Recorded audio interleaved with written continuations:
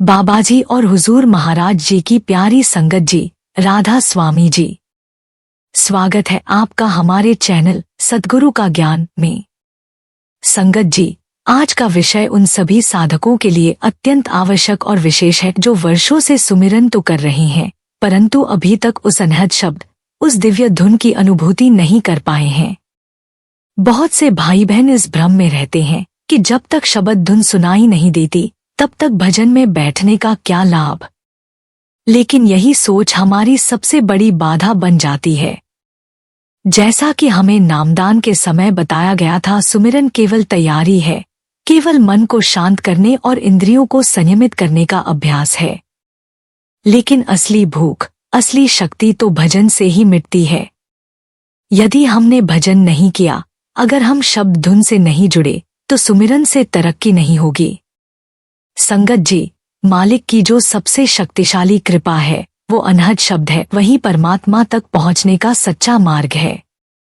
भजन न करना ये ऐसे ही है जैसे कोई कुआं खोदे ही नहीं और उम्मीद करे कि पानी मिल जाए। अधिकतर साधक इसलिए भजन में नहीं बैठते क्योंकि उन्हें शब्द सुनाई नहीं देता। लेकिन याद रखें, अभ्यास ही वह पुल है जो हमें उस अनहद नाद तक ले जाता है। रोज अभ्यास करें, रोज उसी प्रेम से, उसी श्रद्धा से भजन के आसन में बैठें, चाहे शब्द सुनाई दे या नहीं। जब आप बैठते हैं तो आप आत्मा को यह संकेत दे रहे होते हैं कि मैं तैयार हूँ मालिक, मुझे बुला लो। और यही निरंतरता, यही विनम्र प्रतीक्षा एक दिन रंग लाती है।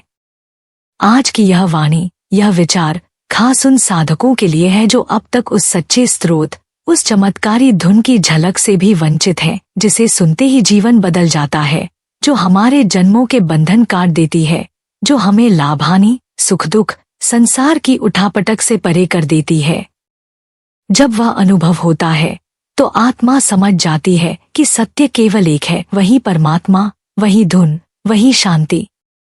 इसलिए संगत जी, आज का संदेश यही है, बैठिए, प्रतीक्षा कीजिए, अभ्यास कीजिए। जैसे आप रोज सुमिरन करते हैं, वैसे ही रोज शब्द धुन को सुनने के लिए भी बैठिए, चाहे कुछ भी सुनाई न दे।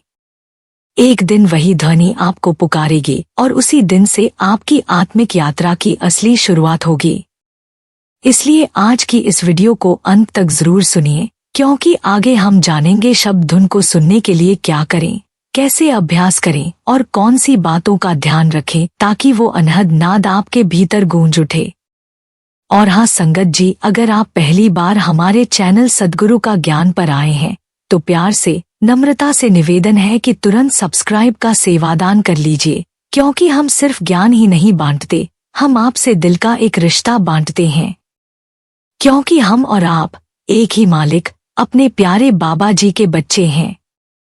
उसी प्यार की राह ने हमें जोड़ा है और उसी राह पर हम साथ साथ चल रहे हैं। संगत जी, जब हम आत्मिक मार्ग पर चलते हैं और शब्द धुन की चर्चा सुनते हैं तो हमारे मन में कई प्रश्न और भ्रम जन्म लेने लगते हैं। उनमें से एक सामान्य भ्रांति यह है कि शब्द धुन केवल दाएं या बाएं कान से ही सुनाई देती है। कई साधक बार बार यह प्रयास करते हैं कि कभी दाएं कान में उंगली डालें, कभी बाएं में, इस आशा में कि शायद अब वह दिव्य ध्वनि सुनाई दे जाए। लेकिन यह सोच केवल शारीरिक स्तर पर सीमित है, जबकि शब्द धुन का प्राकट्य आत्मिक स्तर पर होता है। यह कोई बाहरी ध्वनि नहीं है जिसे हम इन भौतिक कानों से पकड़ सकें, और न ही यह किसी एक दिशा या स्थान में सीमित होती है। संगत जी, यह ध्वनि सद्गुरु की कृपा से भीतर से प्रकट होती है। कभी वह सिर के ऊपर से आती है, कभी कानों से, कभी भीतर किसी सूक्ष्म केंद्र से और कभी किसी अकल्पनीय दिशा से। इसलिए शब्द को पकड़ने के लिए सबसे पहली और जरूरी बात है ध्यान को तीसरे तिल, त्रिकुटी पर केंद्रित करना। यही वह स्थान है जहां आत्मा और परमात्मा का मिलन होता है, जहां चेतना का द्वार खुलता है और जहां से शब्द की यात्रा आरंभ होती है। जब तक हमारा मन बाहर की तरफ भटकता रहेगा और हमारी चेतना स्थिर नहीं होगी, तब तक यह दिव्य धुन पकड़ में नहीं आएगी, चाहे हम कितनी भी बार कानों में उंगलियां डालते रहें। इसलिए संगत जी, शब्द धुन को सुनने का मार्ग बाहर नहीं, भीतर है। उसकी प्राप्ति बाहरी प्रयासों से नहीं, बल्कि अंतरतम समर्पण, एकाग्रता और प्रेमपूर्ण अभ्यास से होती है। जब हम सच्चे भाव से, श्रद्धा से तीसरे तिल पर ध्यान केंद्रित करते हैं और सतत भजन सुमिरन करते हैं, तब यह शब्द स्वयं हमारे भीतर गूंजने लगता है, बिना किसी प्रयास के। अतः इस भ्रम से बाहर आइए और पूरे विश्वास से गुरु कृपा में टिककर भीतर के उस दिव्य शब्द की प्रतीक्षा कीजिए। वही शब्द हमारी मुक्ति का द्वार है। संगत जी, आत्मा केवल एक मौन सत्ता नहीं है, उसमें भी चेतन शक्तियां विद्यमान है, जो इसे परमात्मा से जोड़ने में सहायक बनती हैं। इन शक्तियों को संतमत की भाषा में सुरत और निरत कहा गया है। सुरत आत्मा की वह शक्ति है जो सुनती है, और निरत आत्मा की वह शक्ति है जो देखती है। इन्हीं दो शक्तियों के माध्यम से साधक उस अनुभव के पथ पर आगे बढ़ता है, जहां शब्द की ध्वनि और शब्द का प्रकाश उसे अंतर में दिखाई और सुनाई देता है। यह कोई कल्पना नहीं है, बल्कि संतों की अनुभवसिद्ध वाणी इसका प्रमाण देती है।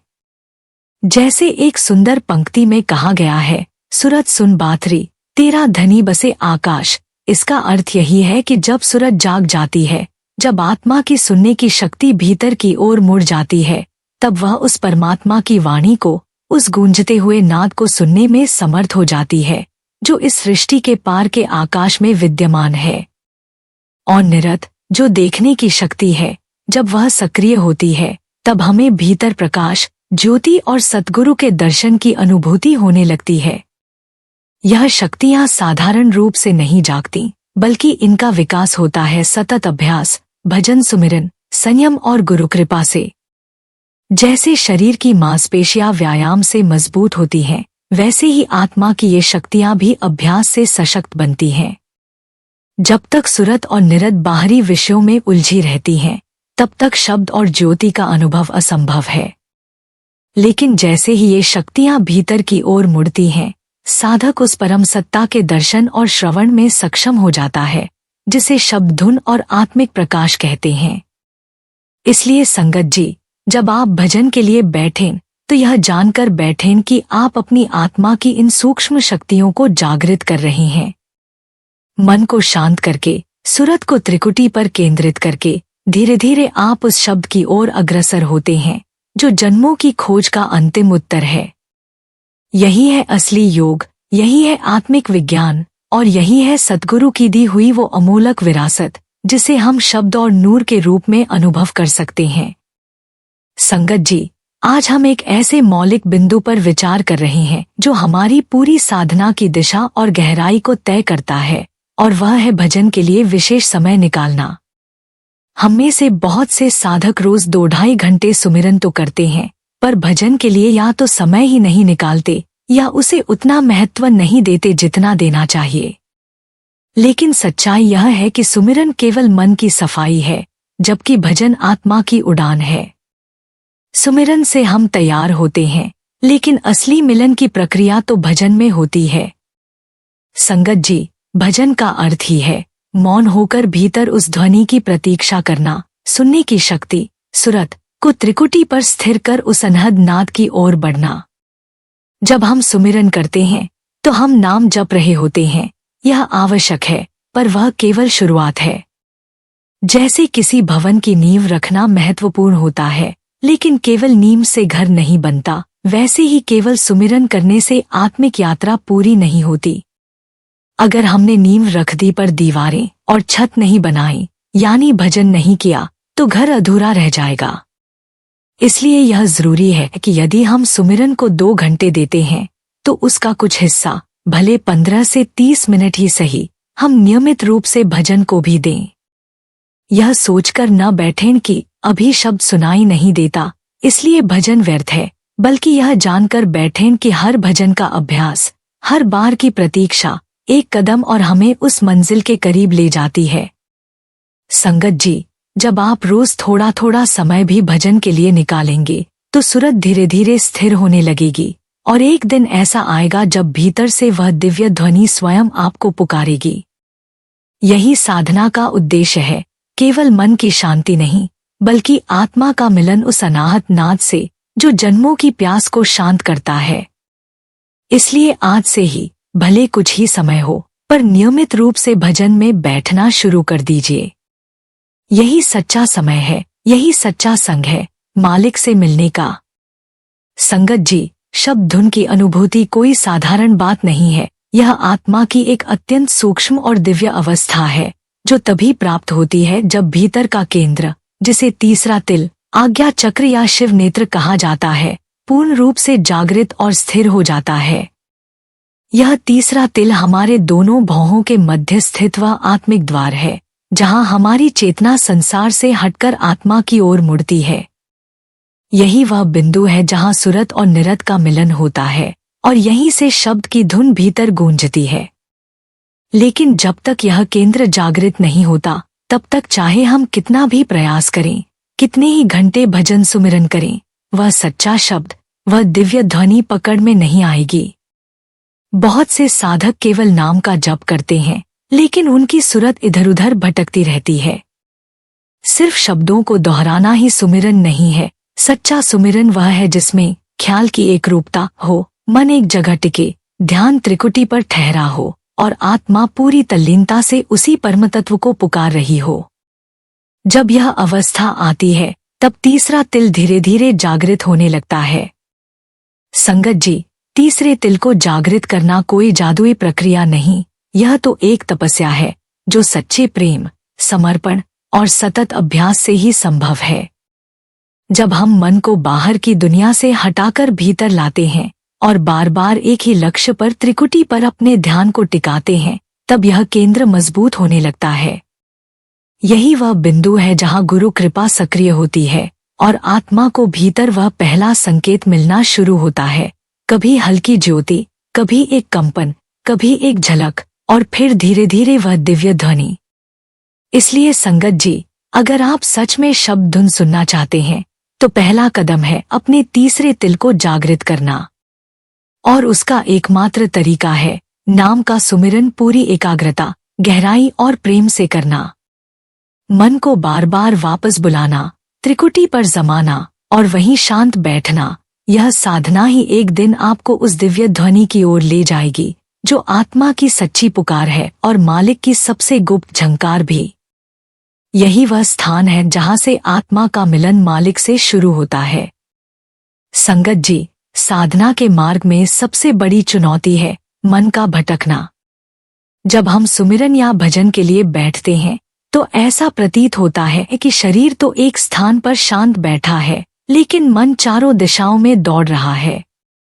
कोई पुरानी बात याद आ जाती है, कोई आने वाली चिंता घेर लेती है, कभी किसी की आवाज, कोई दृश्य, कोई गंध या कोई कल्पना, और हमारी चेतना वहीं बहक जाती है।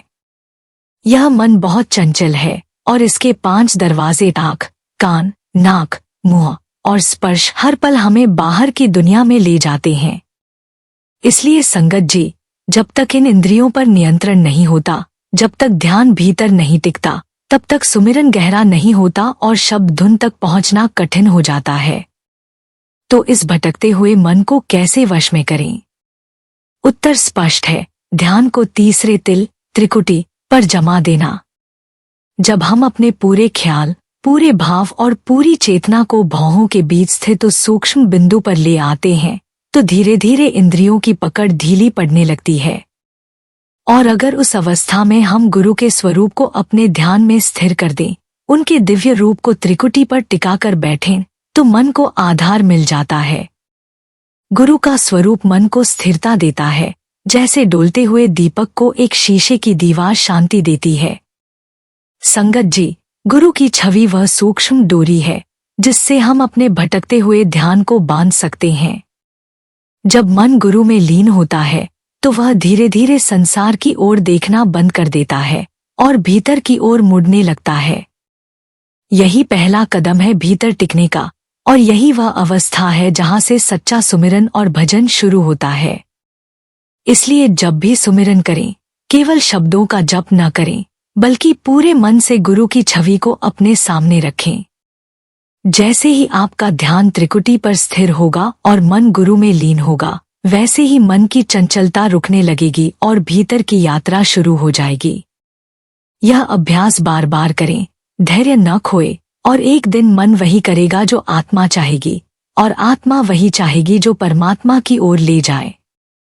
संगत जी, जब साधक भजन में स्थिर होता है और भीतर की यात्रा आरंभ करता है, तो कई बार उसे विभिन्न प्रकार की ध्वनियां सुनाई देती हैं, जैसे घंटे की टंकार, शंख की गूंज, मृदंग की थाप, बीन की मधुरता, बांसुरी की तान और न जाने कितनी सूक्ष्म और गूंजती हुई ध्वनियां। संतों ने इन ध्वनियों का वर्णन 10 प्रकार के शब्द के रूप में किया है। लेकिन यहाँ एक बड़ा प्रश्न उठता है, इन सभी में से सच्चा शब्द कौन सा है? कौन सी धुन हमें आत्मा की परम मंजिल की ओर ले जाएगी और कौन सी केवल प्रारंभिक अनुभव मात्र है? उत्तर बहुत सहज है और संतमत में इसका मार्गदर्शन भी स्पष्ट है। जो ध्वनि आत्मा को ऊपर की ओर खींचे, चेतना को ऊर्ध्व दिशा में ले जाए, वही सच्चा शब्द है। बाकी सभी ध्वनियां मार्ग हैं, संकेत हैं, अभ्यास की चरणबद्ध सीढ़ियां हैं, लेकिन अंतिम ध्वनि वह है जो आत्मा को उसके मूल स्रोत परमात्मा तक पहुंचाती है। संगत जी, यह जानना जरूरी है कि प्रारंभिक अवस्था में आत्मा को जो ध्वनियां सुनाई देती हैं, वे कई बार मन के भी प्रभाव से होती हैं।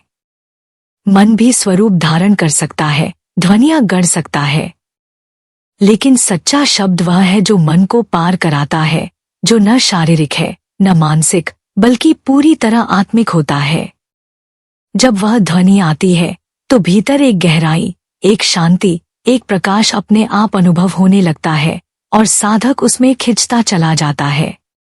इसलिए बार बार यह सोचने की जरूरत नहीं कि कौन सी धुन सही है, कौन सी नहीं। तर्क और विश्लेषण मन का खेल है। आत्मा का मार्ग तो समर्पण का है, अनुभव का है। संतों ने साफ कहा है, विचार मत करो, केवल सुनो। आप बस नियमित रूप से प्रेम से भजन में बैठिए, जो ध्वनि आए उसे सुनते रहिए। वह धुन यदि सच्ची है तो वह स्वयं आपको ऊपर खींच ले जाएगी। जो ध्वनियां स्थिर नहीं करती, वे समय के साथ स्वतः विलीन हो जाएंगी।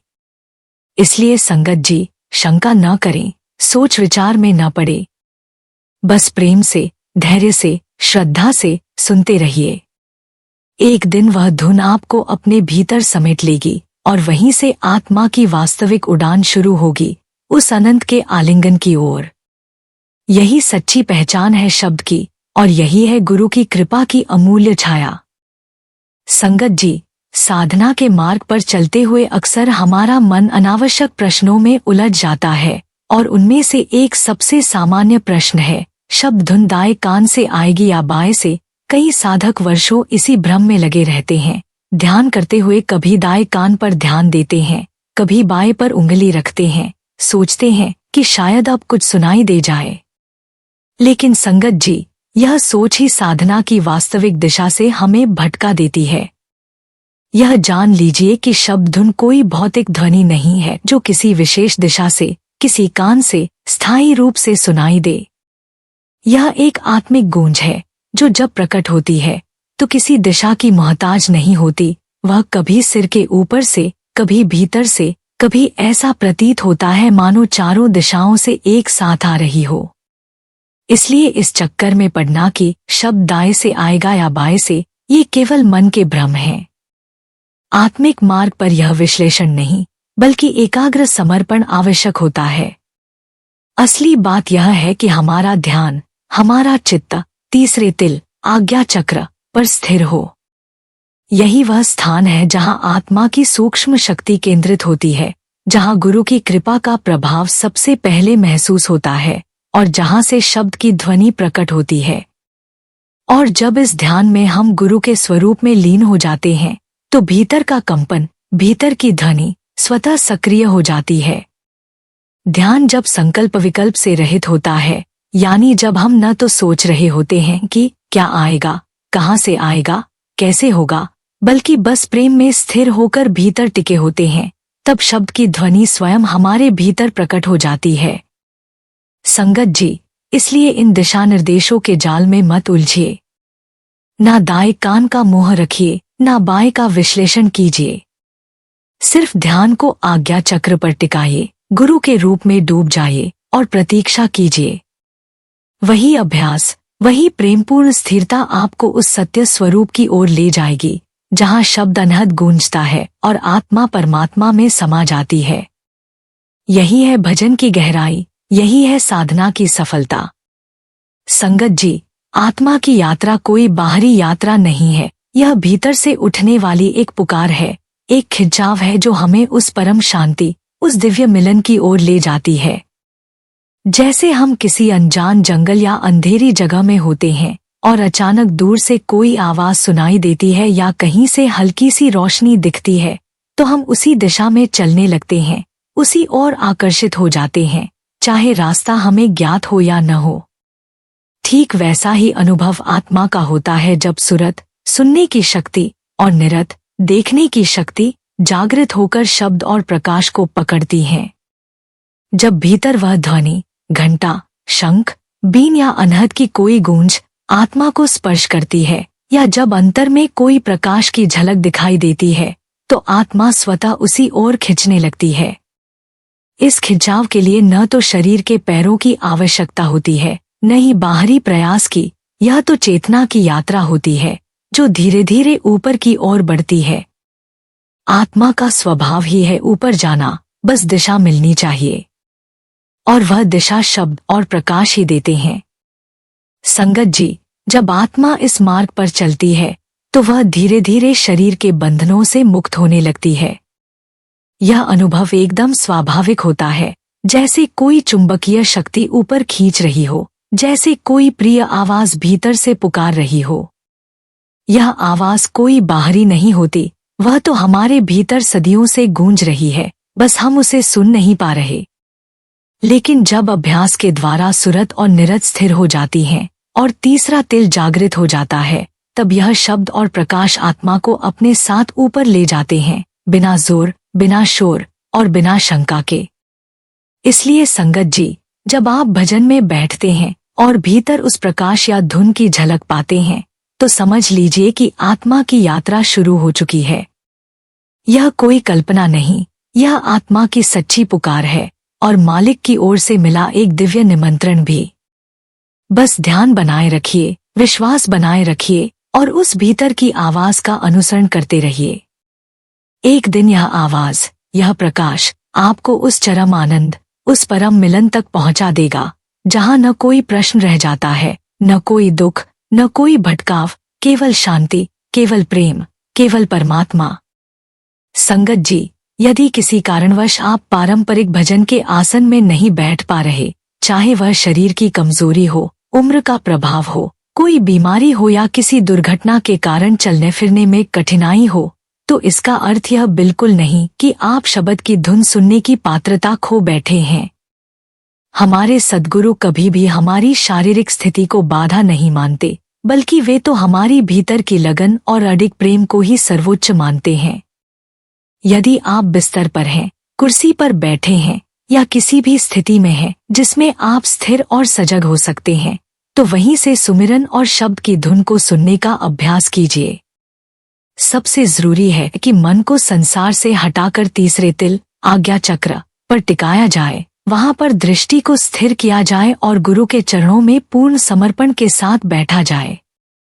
यदि आप कान में उंगली लगाकर शब्द सुनने की विधि अपनाते हैं, तो वह भी उसी भावना से करें, लेकिन मुद्रा की परिपूर्णता से ज्यादा भक्ति की पूर्णता जरूरी है।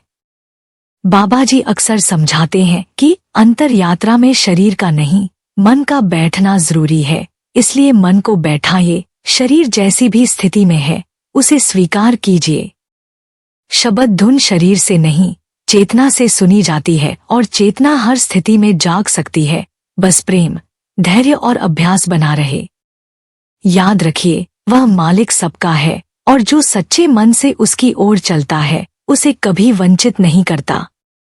आप जहां हैं, जैसे हैं, वहीं से शब्द का रास्ता खुल सकता है, बस भीतर की पुकार सच्ची होनी चाहिए। संगत जी, इस आत्मिक मार्ग में सबसे महत्वपूर्ण बात यही है कि हमारा ध्यान कहाँ पर टिका है। कुछ साधकों को ऐसा अनुभव होता है कि बिना उंगली डाले ही उन्हें शब्द सुनाई देने लगता है, और यह संभव है क्योंकि उन्होंने ध्यान को तीसरे तिल पर स्थिर कर लिया होता है। लेकिन यहाँ एक गहरा रहस्य छुपा है। जिसे समझना अत्यंत जरूरी है। वह जो धुन बिना आसन और अभ्यास के अनुभव में आती है, वह शुरुआती आकर्षण भर हो सकती है। ऐसी ध्वनि आत्मा को बहुत ऊंचाई तक नहीं ले जाती, क्योंकि वह स्थिर ध्यान से उत्पन्न नहीं हुई।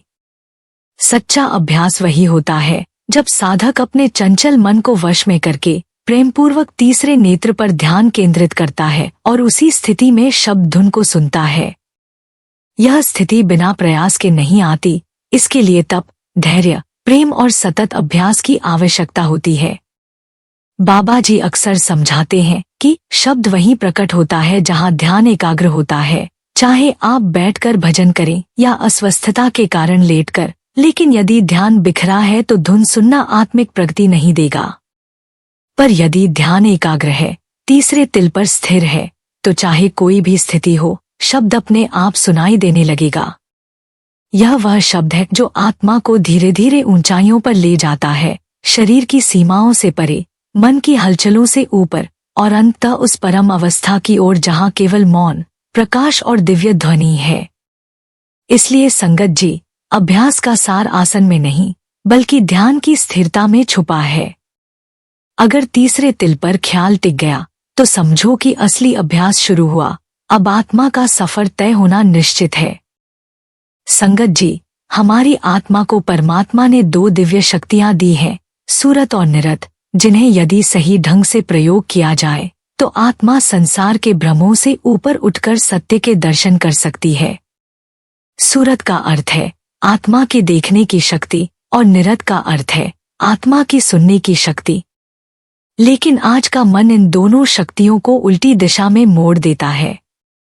वह सूरत को बाहर की सुंदरता में उलझा देता है, रंग, रूप, दृश्य, आकर्षण, और निरत को संसार के शोरगुल, बातचीत, मनोरंजन और मोहमाया में व्यस्त कर देता है। इसीलिए आत्मा सत्य को देख नहीं पाती और ना ही परम नाद को सुन पाती है। परंतु संगत जी, जब हम भजन सुमिरन द्वारा अपनी सूरत को भीतर मोड़ते हैं और निरत को शब्द की ओर लगाते हैं, तब यही शक्तियां आत्मा को अपने मूल की ओर खींचने लगती हैं। तब आत्मा का ध्यान तीसरे तिल पर स्थिर होता है और वहीं से वह प्रकाश देखने लगती है। वह प्रकाश जो न तो बिजली से आता है और न ही किसी दीपक से, बल्कि आत्मा के भीतर स्वयं प्रकाशित होता है। और जब निरत उस दिव्य शब्द को सुनने लगती है, तो आत्मा में एक नया जीवन, एक दिव्य आकर्षण और अनंत प्रेम का स्रोत प्रकट होता है। यह दोनों शक्तियां, सूरत और निरत, आत्मा की असली आंख और कान हैं। इनका उपयोग करके ही हम इस शरीर में रहते हुए भी उस घर की यात्रा शुरू कर सकते हैं जिसे संजन सच्चखंड कहते हैं। बाबा जी अक्सर समझाते हैं, जिसने अपनी सूरत और निरत को सही दिशा में मोड़ लिया, उसने संसार की सबसे बड़ी परीक्षा पास कर ली। इसलिए मन को समझाकर इन दोनों शक्तियों को बार बार भीतर लगाने की आदत डालें। यही आत्मा की मुक्ति का मार्ग है, यही उसका अधिकार है और यही उसका परम सत्य है। संगत जी, कई बार साधकों के मन में यह भ्रम रहता है कि जो आवाज वे भीतर सुन रहे हैं, वह असली शब्दधुन है या कोई मन की कल्पना, कोई मानसिक गूंज। लेकिन इस यात्रा में सबसे जरूरी बात यह है कि हम इस उलझन में न पड़े। हमारे लिए सबसे महत्वपूर्ण है अभ्यास। आप रोज प्रेम और श्रद्धा से बैठिए और अपना पूरा ध्यान तीसरे तिल पर जमाइए। शुरू में भले ही कुछ स्पष्ट न सुनाई दे या कुछ विचित्र ध्वनियां सुनाई दे, उन्हें परखने में समय न गंवाएं। जैसे एक बच्चा बोलना सीखता है, वैसे ही हमारी आत्मा भी धीरे धीरे सच्ची धुन को पहचानना सीखती है। और जब वह असली शब्दधुन प्रकट होती है, संगत जी, तो वह खुद हमें ऊपर की ओर खींचने लगती है, जैसे कोई शक्ति भीतर से हमें उठा रही हो। उस धुन में कोई संदेह नहीं होता, कोई डर नहीं होता, बस एक प्रेम भरा आकर्षण होता है जो आत्मा को अपने मूल घर की ओर ले जाता है। वह शब्दधुन ही हमारा असली पथ प्रदर्शक बन जाती है। इसलिए सद्गुरु हमें यही कहते हैं, अभ्यास करो, प्रेम से बैठो, ध्यान को केंद्र पर टिकाओ। जो सच्चा है वह अपने आप प्रकट होगा। जो असली है वह भीतर से पुकारेगा और आपको उसकी पहचान के लिए किसी प्रमाण की आवश्यकता नहीं होगी। संगत जी, ध्यान कोई ध्वनि पकड़ने की तकनीक नहीं है, यह आत्मा की उस पवित्र यात्रा का नाम है जो उसे संसार की हलचल से उठाकर शब्द की मौन गहराई तक पहुंचाती है। यह यात्रा कोई मंजिल की दौड़ नहीं, बल्कि एक प्रेम भरी प्रतीक्षा है, जैसे कोई प्रेमी बिना घड़ी देखे, बिना शिकायत किए प्रियतम की राह में बैठा हो। उसी भक्ति भाव से जब हम ध्यान में बैठते हैं तो एक दिन वह अनहद धुन जो सदा से हमारे भीतर थी स्वतः प्रकट हो उठती है। ध्यान वह बीज है जिसमें शब्द की ध्वनि छिपी है। लेकिन संगत जी, हर बीज को फल बनने में समय लगता है। अगर आपने सुमिरन को अपना जीवन बना लिया तो एक दिन नाद आपकी आत्मा में बिना किसी चेतावनी के प्रेम की गूंज बनकर बज उठेगा। बस 3 बातें याद रखिए, टिके रहिए, झुके रहिए और जुड़कर चलिए। बाबा जी हमेशा कहते हैं, गुरु कृपा से ही शब्द मिलता है और शब्द से ही मुक्ति। इसलिए न ध्यान छोड़िए, न नाम जपना छोड़िए, प्रेमपूर्वक साधना करते रहिए। क्योंकि संगत जी, शब्द कोई ऐसी वस्तु नहीं जिसे हम पकड़ सकें, बल्कि एक ऐसी चेतना है जो तब आती है जब हम मैं को पूरी तरह छोड़ देते हैं। जिस दिन मन मौन होगा उस दिन अनहद नाद आपको ढूंढता हुआ स्वयं आएगा। बाबा जी कहते हैं, पहले स्वयं को खाली करो। शब्द तो पहले से ही गा रहा है, अब बस हमें सुनने योग्य बनना है। प्रिय संगत जी, अगर आपको यह संदेश अच्छा लगा हो तो कृपया इसे लाइक और शेयर करें और हमारे चैनल सद्गुरु का ज्ञान को सब्सक्राइब करें।